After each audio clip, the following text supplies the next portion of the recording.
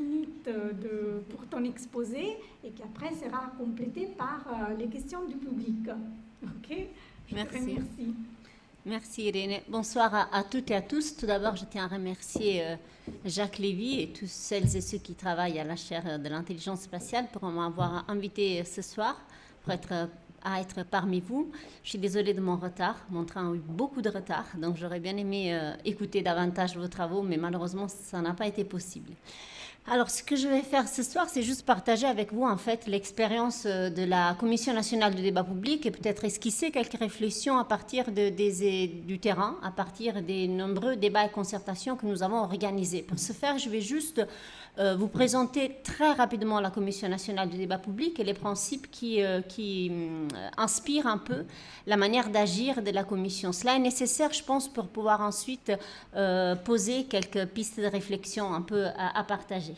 La Commission nationale du débat public est ce qu'on appelle une autorité administrative indépendante. Je serai très rapide, je vous rassure, je ne vais pas vous faire toute la présentation et l'historique d'une instance qui a plus de 25 ans d'expérience. Est une autorité administrative indépendante, donc un organisme étatique, mais qui s'occupe d'une chose particulière qui est la participation citoyenne. En fait, la CNDP est un peu le garant, c'est un organisme prévu par le Code de l'environnement, et elle a la charge d'organiser la participation citoyenne à chaque fois qu'il y a un grand projet, une politique publique qui a un impact considérable sur l'environnement.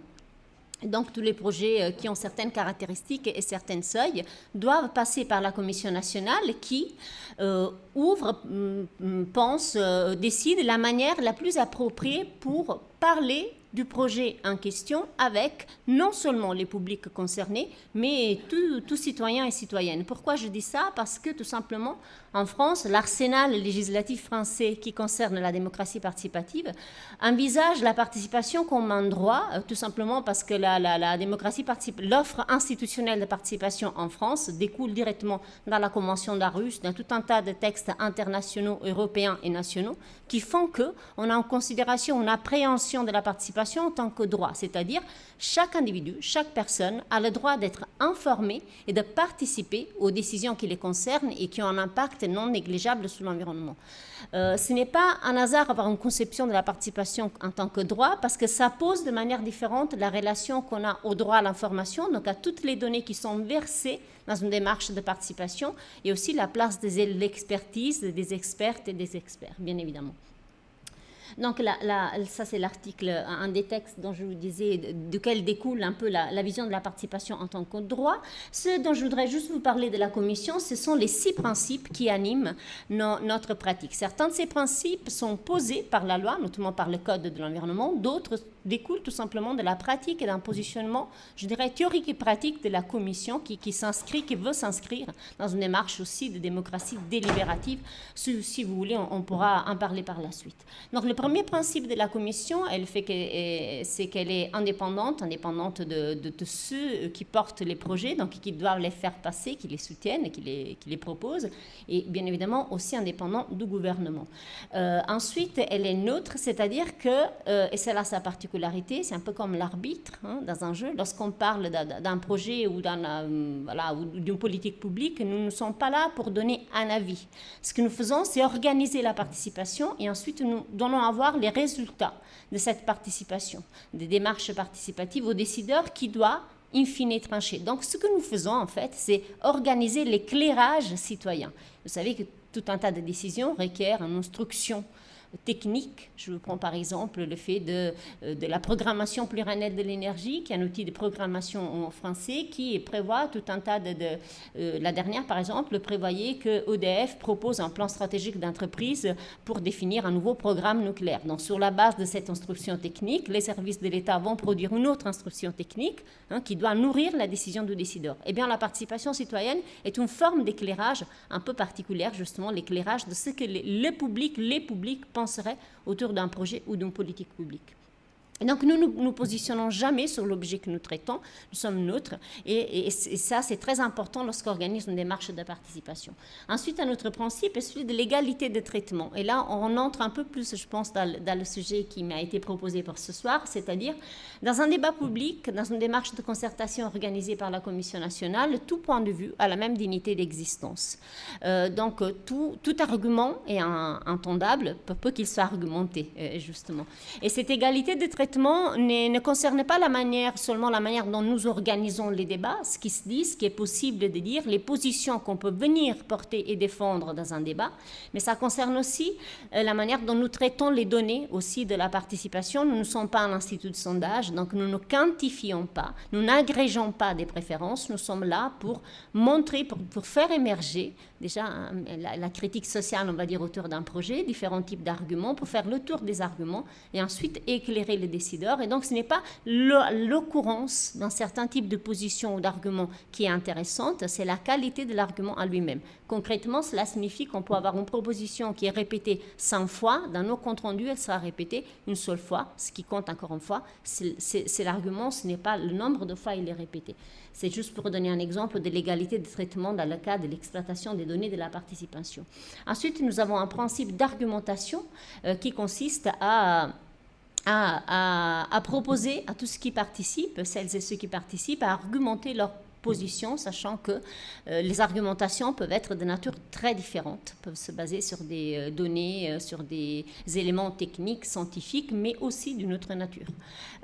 Donc aussi, chaque argumentation a toute sa place, bien évidemment, dans une démarche de participation. Et ensuite, le principe d'inclusion qui vise à inclure les publics les plus éloignés de la décision, surtout parce que souvent, ces publics sont les publics les plus touchés par certains projets ou sur lesquels il y a un impact le plus important en fait de certains projets ou de certaines décisions. Donc il est primordial de les intégrer aussi parce que la participation peut être appréhendée comme un objectif en tant que tel et non seulement comme un instrument, un outil pour mieux décider ou pour on va dire créer les conditions de faisabilité d'un projet.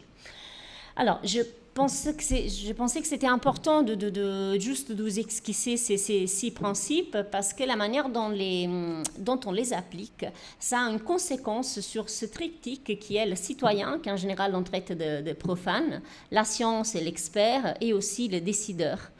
On sait que les décideurs publics s'adressent de plus en plus aux citoyens pour les consulter, pour les faire participer à la prise de décision. Cet éclairage citoyen se fait de plus en plus, d'ailleurs, par des démarches de participation qui reposent sur l'idée et sur la pratique d'une mise à disposition préalable de l'information, justement, au public pour qu'il puisse s'exprimer en connaissance de cause.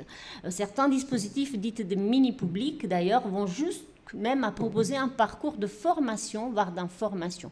Pour être clair, le mini-public, c'est lorsqu'on sélectionne de manière ou d'une autre un nombre restreint de personnes, ce qui s'est passé un peu sur la Convention citoyenne sur le climat, sur tout un tas d'autres démarches d'ailleurs qui ont lieu en France depuis plus de 20 ans.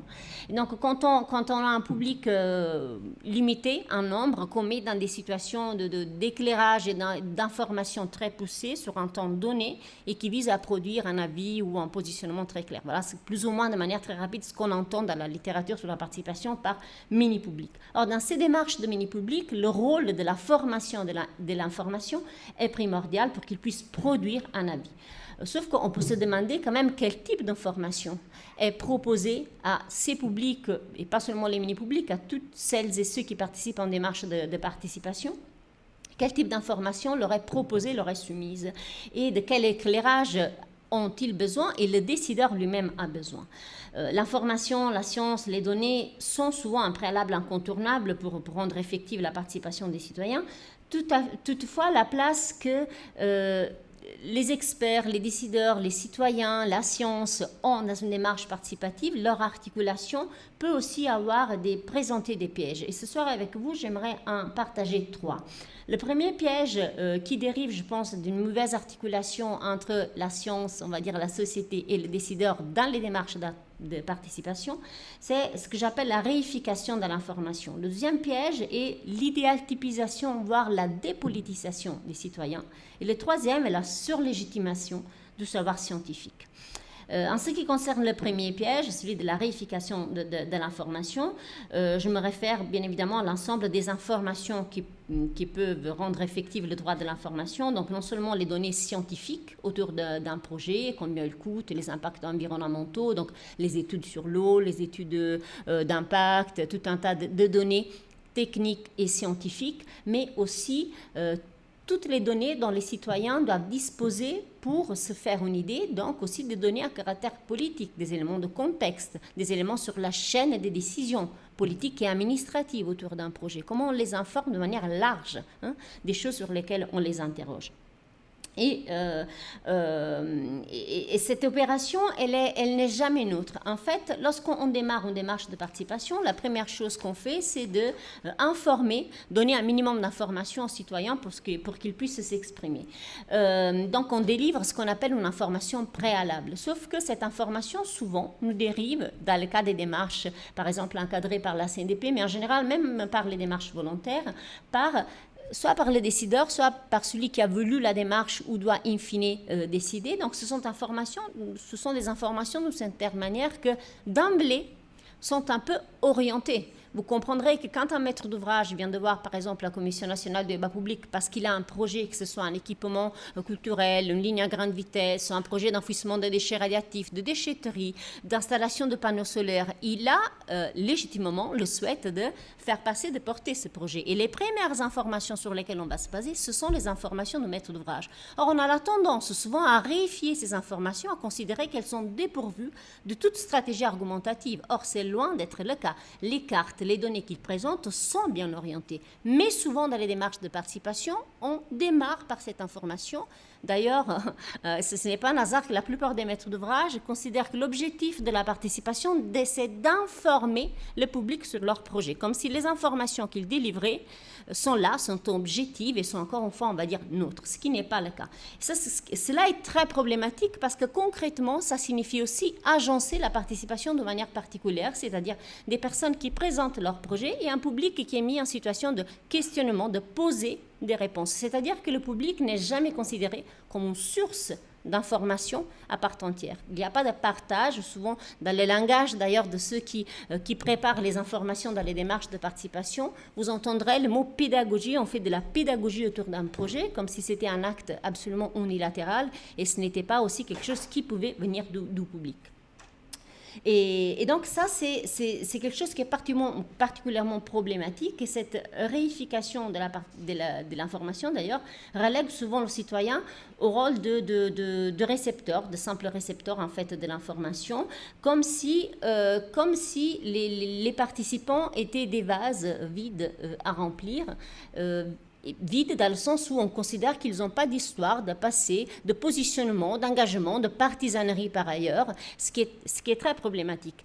C'est-à-dire que cela ne prend pas en compte la dose, la diversité des savoirs matériels de différentes natures, pas seulement de savoirs d'usage ou de témoignages. Souvent d'ailleurs, lorsqu'on fait parler un peu plus les citoyens dans une démarche participative, c'est pour les traiter de témoins, de témoignages, vous voyez, jamais comme une source autre, alternative, complémentaire d'informations. Et cet effet de remplissage d'un vase vide pose tout de suite le public dans une situation, dans une asymétrie qui est très importante. Cela ne signifie pas considérer qu'un savoir scientifique est remplaçable par un savoir citoyen. C'est juste de permettre, dans un espace de participation, de suspendre pour une seconde cette asymétrie et dire tous les savoirs, on les met sur la table, ce qui est absolument autre chose, bien évidemment. Cela est d'ailleurs particulièrement, je pense, visible dans les démarches de mini-public, où le mini-public doit passer tout un moment très long à être formé, à être informé, vraiment comme c'est un peu s'il était un vase à remplir, ce qui vraiment pose la question de la manière dont on envisage l'information et son lien à la persuasion, à la manière d'argumenter. D'ailleurs, cette réification de l'information est problématique aussi d'un autre point de vue, parce que signifie, en fait, souvent dans les démarches de participation, notamment de celles de mini-public, on demande au public de produire un avis, de donner des solutions, ce qui s'est passé un peu avec la Convention sur le climat, il faut sortir des solutions, des idées. Mais cela signifie, comment dire, les convoquer à l'étape du solving et pas à l'étape du setting. C'est-à-dire qu'on considère toujours que la participation est une démarche de problem solving et non de problem setting. Elle sert en fait à intelliger les problèmes ensemble. Et donc, si on considère que le public est le récepteur, mais on l'exclut de la phase où l'on pense, hein, on le renomme le problème, on le réconfigure. Et donc, la réification de l'information a souvent ça, le fait de départager un peu ces deux éléments, ce qui est problématique parce que si on voulait un peu citer à l'inverse des oui, signifierait un peu faire émerger les publics avant les problèmes, quoi. Donc, le fait de les reléguer qu'au solving. Donc, voilà un écueil très important qui est celui qui est relié à la question de l'information. Le deuxième écueil, piège, malentendu, comme on veut l'appeler, concerne un peu une sorte d'injonction contradictoire que l'on pose aux citoyens, un peu la vision des citoyens qu'on a dans les démarches de participation en général et en particulier dans les démarches de mini-public. Alors déjà, on le sait, dans les démarches de participation, qui utilisent la méthode de la porte ouverte, c'est-à-dire viennent celles et ceux qui veulent, on a toujours un peu les mêmes profils de participants. C'est d'ailleurs pour ça que le tirage au sort a été introduit dans les démarches participatives, pour différencier, pour atteindre un public que sinon on ne pourrait pas atteindre. Ça, c'est le premier objectif. Le deuxième objectif est celui aussi d'avoir ce que certains chercheurs appellent une délibération froide, c'est-à-dire on pense que le citoyen vient avec le fait d'être profane, mais aussi dépourvu de tout point de vue partisan, et donc qu'il serait par son idéal type du bon citoyen qui serait porteur, parce que détaché de tout intérêt partisan en particulier, serait porteur d'une rationalité un peu plus élevée et donc prendrait la meilleure des décisions. Eh bien, cette vision du citoyen est extrêmement problématique parce que finalement, elle dépoliticise et efface tout historique, toute sédimentation que nous pouvons avoir par ailleurs en tant qu'individu et ne la laisse pas exprimer. Par ailleurs,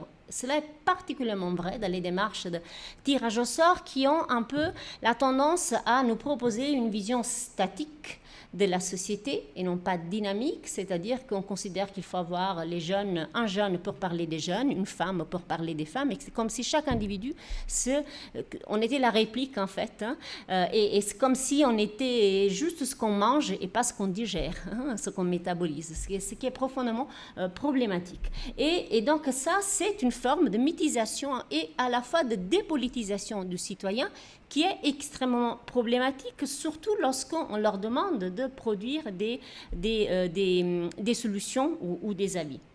Donc, là aussi, la fameuse présomption d'impartialité des citoyens, on l'a un peu dit tout à l'heure, on peut absolument les orienter avec une information biaisée ou partisane, tout simplement, qui a le droit d'exister, bien évidemment. L'important, c'est l'assumer. C'est de montrer, en fait, une information plurielle et contradictoire un peu aux participants. Cela, d'ailleurs, en conséquence aussi sur une vision très émiettée, on va dire, de la société. Donc, on peut se demander, mais peut-on venir tel qu'on est, en fait, dans une démarche de participation, sans avoir préalablement été formé pour des semaines? Est-ce qu'on peut venir aussi au-delà de ce qu'on représente statistiquement ou pas? C'est une vraie question. Et le troisième piège, et puis je m'arrêterai parce que j'aimerais un peu échanger, avoir un débat si vous le souhaitez, est celui un peu de la surlégitimation de savoir scientifique. Et là, il y a plusieurs choses. La première, c'est un peu la posture des experts, des expertes, des chercheurs, des chercheuses, des techniciens, lorsqu'ils sont dans une démarche d'interaction, de démocratie interactive, participative, avec le public. Parce que vous savez, souvent on parle de syndrome NIMBY, pour les publics not in my backyard, pas dans mon jardin, pour dire qu'ils sont toujours porteurs d'intérêts particuliers, qu'ils n'arrivent pas à faire la montée en généralité, à penser un peu à l'intérêt général, sauf que de l'autre côté, ceux qui savent ont un autre syndrome, je pense que Thatcher qui a parlé de ce syndrome, c'est le syndrome TINA, There is no alternative, et donc ils considèrent que voilà, c'est notre projet, c'est notre science, c'est notre savoir, c'est comme ça, nous savons. Vous obéissez. C'est un peu, je caricature un peu le trait, mais je le fais exprès puisqu'on est dans une université, donc j'aimerais aussi un peu entendre les chercheurs et les chercheuses sur ce sujet. Et ce syndrome est très problématique lorsqu'on est dans une démarche de participation parce qu'encore une fois, il ne s'agit pas de remplacer un savoir citoyen et le mettre à la place ou que cet éclairage citoyen soit plus important pour le décideur que l'éclairage scientifique, mais ça interroge la posture aussi de la science dans ces démarches-là. Qu'est-ce qu'elle est prête à partager? partagée, comment elle doit en avoir ses controverses, comment elle arrive à communiquer que la vérité dans la science n'existe pas, c'est-à-dire qu'elle existe hic et nunc, pour le dire avec les latins, ici et maintenant, aujourd'hui et pas demain. Elle est faite de controverses, et ça, on a tous les techniciens, les chercheurs, de manière générale, les savants qui participent en démarche de participation ont des difficultés à le partager avec le public. Il ne serait-ce que faire une cartographie des controverses un peu plus partagée, ou de faire une clarification des controverses avec, par exemple, les citoyens sur des sujets très, très délicats. Par exemple, une fois, nous avons fait une conférence de citoyens sur l'enfouissement de déchets radioactifs, le projet de CIGEO, où il était question en fait, pas seulement d'un choix technique, mais aussi d'un choix éthique. Qu'est-ce qu'on fait avec les déchets radioactifs? On les enfouit en couche géologique profonde, donc on choisit une solution technique parce qu'on ne fait pas confiance à la société, c'est-à-dire on ne choisit pas l'option où il serait plus ou moins visible, gérable, ou on fait confiance à la société, sachant que tout peut arriver en termes de totalitarisme, de guerre, etc. Donc c'est un choix éthique et pas seulement un choix technique. D'ailleurs, aucun choix technique est dépourvu de dimension politique, donc ça serait même impossible. Et la deuxième question qui concerne la surlégitimation du savoir scientifique, c'est un peu l'usage qui en font les politiques, et je pense que la crise que nous traversons actuellement liée à la Covid-19 nous le montre, la manipulation, des fois, des décideurs du savoir scientifique pour le tirer un peu là où il veut, il a intérêt à y aller. Et là aussi, c'est la responsabilité de la recherche, mais c'est aussi des fois une tentation des décideurs d'investir, de donner une légitimation, une surlégitimation à certains savoirs qui ont une place qu'ils ne devraient peut-être pas avoir tout simplement dans la décision, ou alors à condition d'une très grande transparence. C'est-à-dire que, surtout dans les démarches de participation, les citoyens ont le droit de savoir quelles sciences conseillent les décideurs, quelles questions de recherche sont posées, comment elles sont traitées, ce qui serait d'ailleurs la moindre des choses, et qui permettrait aussi d'avoir un impact sur la défiance croissante vis-à-vis du discours scientifique. Donc voilà, ces trois types de pièges que je voulais un peu partager avec vous, et qui, je pense, nous imposent d'être un peu attentifs et de ne pas céder à des visions idéalistes, irréalistes de la participation, mais non plus à céder à une tentation délibérative. Par exemple, en mettant des mini-publics partout, c'est un peu à la mode en ce moment. Tout le monde a un recours à les conventions citoyennes, au tirage au sort, ce qui est très bien. L'approche délibérative est une approche très intéressante, mais qui sacrifie le plus grand nombre. Et or, je le répète, ce que j'ai dit en ouverture, la participation est avant tout un droit reconnu par des textes de loi. Et si on reconnaît ce droit à tout le monde, on ne peut pas le laisser à la chance d'être ou pas tiré au sort. Quant à la question que j'avais donnée comme titre, faut-il tout savoir pour décider, je ne vais pas bien évidemment répondre parce que je ne suis pas experte de la relation entre science et participation. Je dis juste qu'il faut peut-être que savoir décider, c'est aussi savoir écouter autrement et être prêt à assumer aussi le fait, assumer et le dire de manière la plus claire possible dans une démarche de concertation, que la décision n'est pas un acte unique qui se prend une seule fois, est quelque chose de cumulatif, de complexe, qui convoque plusieurs types d'arbitrage, de critères, celui technique, celui politique, celui de la faisabilité sociale, et encore une fois, la crise que nous traversons nous l'a, je pense, remarquablement bien montré. Donc voilà les trois pistes que je voulais vous soumettre ce soir, et je serai heureuse de répondre à vos questions s'il y en a. Merci.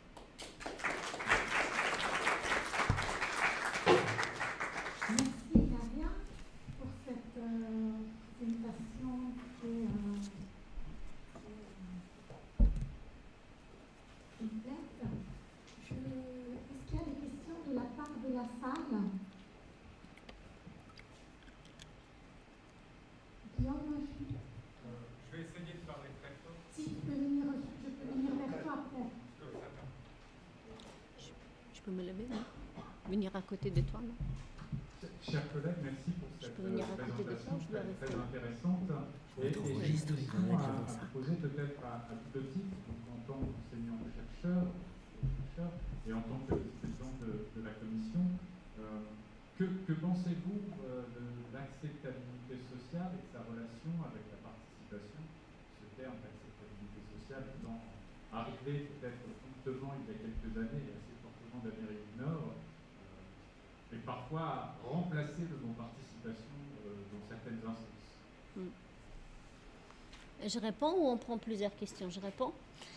Alors, moi, personnellement, je n'aime pas beaucoup cette expression d'acceptabilité sociale parce qu'il y a le fait de l'acceptation. Or, je considère que la participation est faite pour activer la fameuse critique sociale dont je vous parlais et qu'elle donne aussi une forme d'outillage à cette critique. Je vous fais un exemple.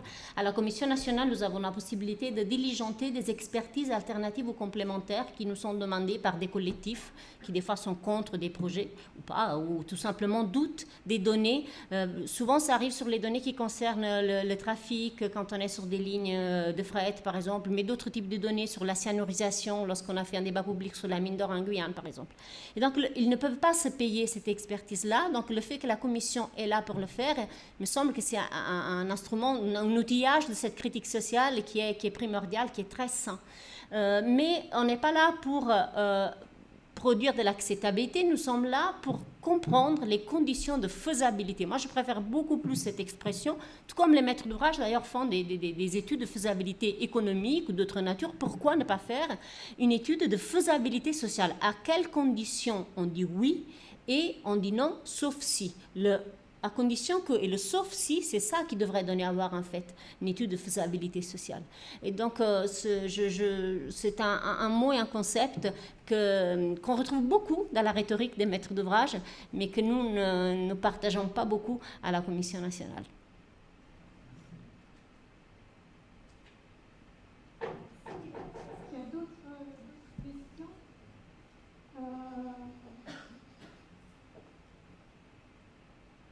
Bonsoir, merci pour votre intervention. Je voulais savoir si les pièges que vous avez évoqués, c'était des pièges qui étaient franco-français, ou alors est-ce que c'est des pièges qu'on retrouve dans les différentes sociétés? Parce que, ayant vécu par exemple en Autriche, à Vienne, j'ai l'impression qu'il y a une attention qui est davantage donnée à la participation vraiment du citoyen, qui est associée à l'élaboration du projet d'aménagement d'un espace.